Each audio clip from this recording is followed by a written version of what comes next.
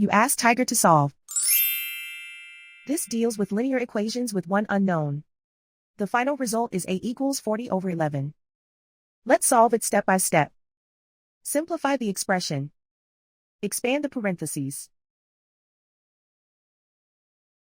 Simplify the arithmetic.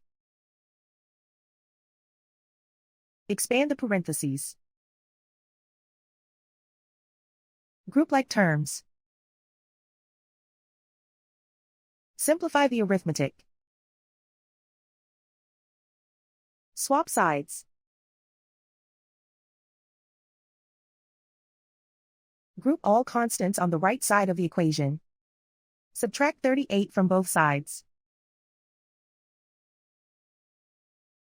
Simplify the arithmetic.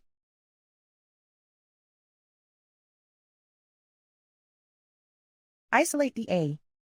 Divide both sides by -11. Cancel out the negatives. Simplify the fraction. Cancel out the negatives. And so the final result is a equals 40/11.